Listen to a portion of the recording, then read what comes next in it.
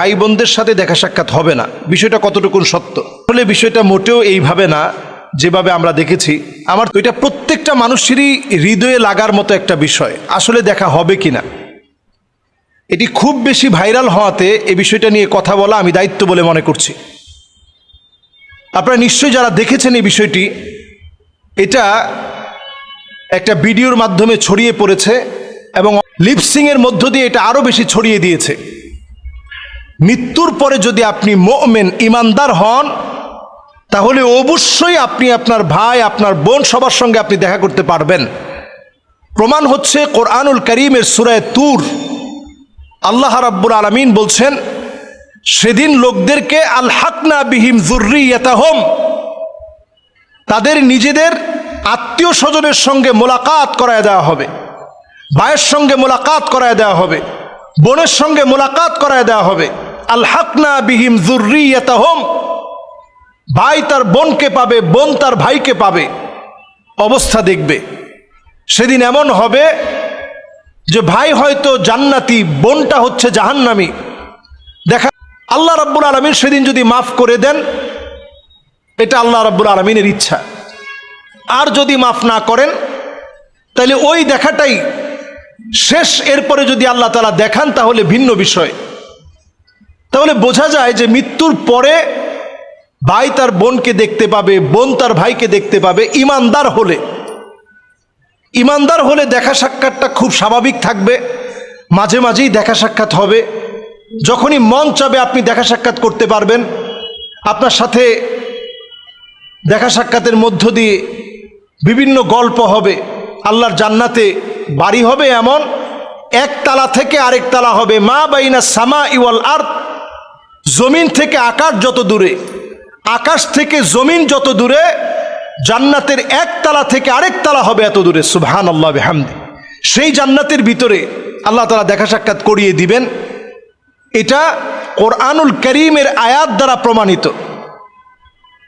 আল্লাহ এই মানুষগুলো, এই যে আমার ভাই, এই যে আমার বন্ধু, আল্লাহ এরা তো আমার সঙ্গে একসঙ্গে নামাজ পড়তাম, আমরা দুই ভাই একসঙ্গে যেতাম, আজকে আমি জান্নাতে ও জাহান্নামে, আল্লাহ আপনি মাফ করে দেন না।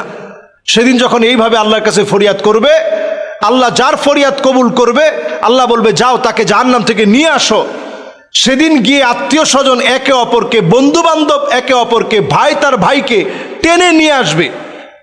এটা হিসাবের বা বিচারের একটা পর্যায়ের কথা বলছি। তাহলে সেখানেও সাক্ষাৎ হবে। এবার আসেন আল্লাহর জান্নাতের ভিতরে বিরাট একটা মাজমা হবে। আল্লাহ তাআলা সেদিন ডাক দিয়ে বলবেন, ওদের সঙ্গে আজকে আর কোনো লেনদেন নাই, সরাসরি এখন কথা হবে জান্নাতীদের সঙ্গে। আল্লাহ তাআলা সেদিনও একটা মিলন মেলা ঘটাবেন। সুতরাং আমাদের ভাই বোন আত্মীয় স্বজন প্রত্যেককে দেখার একটা সুযোগ থাকছে। এরপর নবীজি সাল্লাল্লাহু আলাইহি সাল্লামের আরেকটি প্রসিদ্ধ হাদিস, সেই প্রসিদ্ধ হাদিসের বক্তব্য অনুযায়ী বোঝা যায়, নবীজি কবর জিয়ারত করতে গেলে নবীজি বলতেন, আসসালামু আলাইকুম দারা কওমিন মুমিনিন আতাকুম মা তুআদুন গাদাম মুআজ্জালুন ওয়া ইন্না ইনশাআল্লাহু বিকুম লাহিকুন। অচিরেই তোমাদের সঙ্গে আমি মিলিত হব। নবীজির চাচার কবরের সামনে দাঁড়িয়ে সাইয়্যিদুশ শুহাদা আমির হামজা রাদিয়াল্লাহু তাআলা আনহুর কবরের সামনে দাঁড়ায় নবীজি বলছেন, অচিরেই আপনার সঙ্গে আমার মিলিত হবে, অচিরেই আপনাকে আমি দেখব, আপনাকে আমি পাবো। তার মানে বোঝা যায় আত্মীয় স্বজনের সঙ্গে, তার মানে বোঝা যায় আত্মীয় স্বজনের সঙ্গে একটা দেখা সাক্ষাৎ হবে, একটা মিলন মেলা হবে। সেদিন আল্লাহ তাআলা যাকে চাবে সেই মিলন মেলায় আল্লাহ তাআলা শরীক করাবেন। আমি অনেক আলোচনায় বলেছি, বর্তমান পৃথিবীর মুসলিম যারা লিডার আছেন তারা এখন 4 আঙ্গুল দেখান। এর অর্থ হচ্ছে নাসরুম মিনাল্লাহি ওয়া ফাতহুন করিব। এর অর্থ হচ্ছে এই সাহায্য আল্লাহর পক্ষ থেকে আসবে। নাসরুন সাহায্য, মিনাল্লাহি আল্লাহর পক্ষ থেকে, ওয়া ফাতহুন করিব নিশ্চিত বিজয়।